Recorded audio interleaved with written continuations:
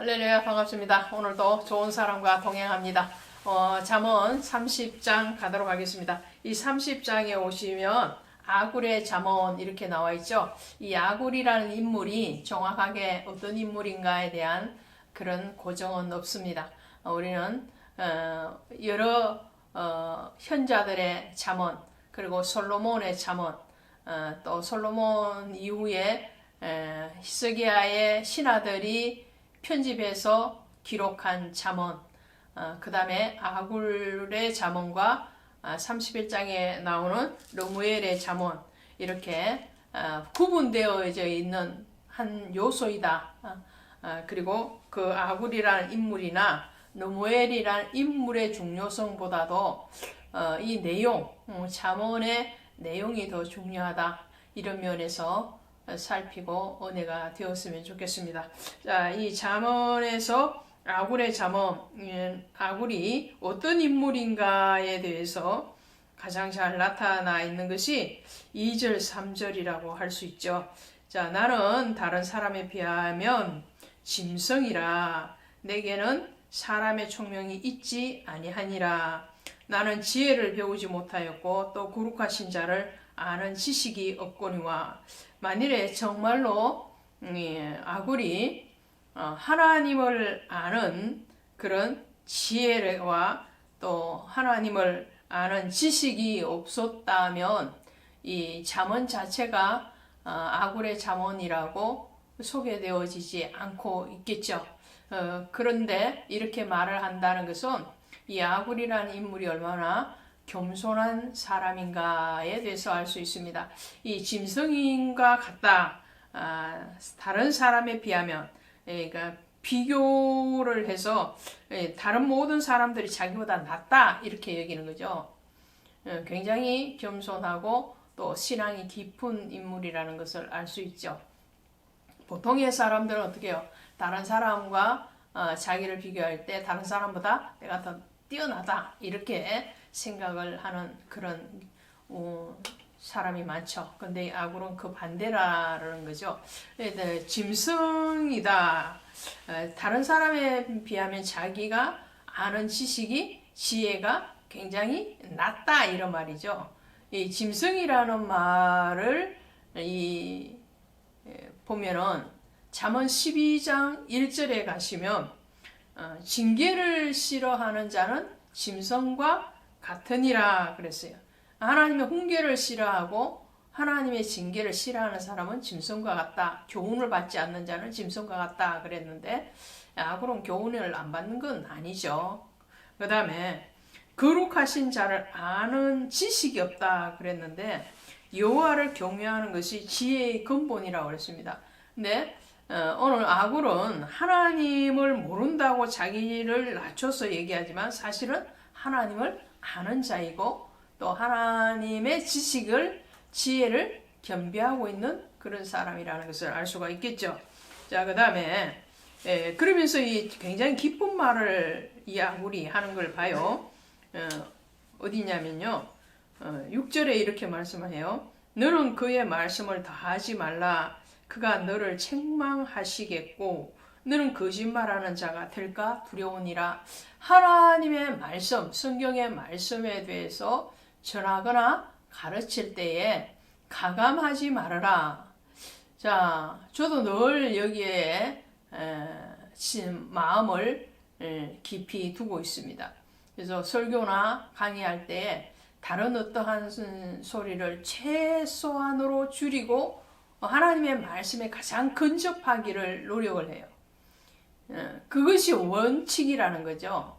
신명기 4장 2절에도 또 12장 32절에도 계시록 22장 18절에도 하나님의 말씀에 대해서 가감하지 말아라. 만일에 더하거나 빼면 거기에 대해서 하나님이 책임을 물으시겠다라고 말씀을 해요. 그러면 이 아굴이라는 인물이 하나님의 말씀을 가감하지 말아라, 더하거나 빼지 말아라. 이 말이 신명기에도 있고 신약의 계시록에도 있는데 이것을 자신의 잠언에 기록했다는 것은 그만큼 그가 말씀에 정통하고 있다라는 것을 폭넓게 알고 있다라는 것을 말을 하고 있는 거죠.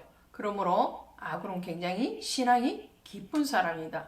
또 그의 신앙은 외적인 신앙일 뿐만 아니라 내적인 신앙에서도 굉장히 영성이 깊다라는 것을 어떻게 알 수 있는가 하니까요. 6절에도 이렇게 말을 해요. 6절 그 다음에 7절 8절 이렇게 이어서 말을 하는데요. 7절 8절 보시면 내가 두 가지 일을 주께 구하겠사오니 내가 죽기 전에 내게 거절하지 마옵소서. 얼마나 위대한 것을 요구할까? 우리는 이런 생각을 하죠. 죽기 전에 이것을 허락해 주십시오. 이런 말을 할 때는 어떤 기도가 나올까 굉장히 궁금해한데 그 궁금함을 풀어주는 말씀이 이 8절인데 이렇게 되어 있어요. 곧 헛된 것과 거짓말을 내게서 멀리 하옵시며 나를 가난하게도 마옵시고 부하게도 마옵시고 오직 필요한 양식으로 나를 먹이소서. 이 두 가지 일이 하나는 뭐예요? 거짓말, 거짓된 것 내게서 멀리 하시옵소서. 또 하나는 내게 부하지도 말고 가난하지도 말고 필요한 양식을 주세요. 이게 왜 위대한 건가요? 우리가 생각하는 위대의 개념, 큰 것의 개념과는 좀 멀죠. 굉장히 보편적이고 겸손하고 낮은 자의 기도인 거죠. 그런데 이것이 사실은 굉장히 영성이 깊다라는 거예요. 왜 그런고 하니요? 자, 예수님께서 제자들에게 기도에 대해서 가르쳐 주실 때에 기도를 가르쳐 주신 것이 뭐냐면 주기도문이죠. 주님이 가르쳐 준 기도문이 주기도문이잖아요. 근데 그 주기도문에 뭐라고 해요? 우리에게 일용할 양식을 주옵시고 이렇게 나와요. 일용할 양식만 구하는 거예요. 이스라엘 백성들에게 하나님이 광야를 지나올 때에 만나를 매일매일 내려주잖아요. 매일매일 내려주시고 매일매일 거두게 하시는데 그날 분량만큼만 거두게 해요. 하늘의 만나도 땅의 양식도 일용할 양식이에요. 그 말씀은 그날 구하라는 그날. 또 야베스의 기도가 역대상 4장 10절에 있죠. 야베스가 뭐라고 기도하는가 하니까요. 나로 근심이 없게 하옵소서 그래요. 그리고 지경을 넓혀주세요. 근심 없게 해달래요. 땅의 지경이 아니고 하늘의 지경이겠죠. 당연히. 하늘 자원을 구하되 땅의 근심에 사로잡히지 않게 해주세요. 그 기도를 하는 거예요. 디모데전서 6장 6절에 가니까요.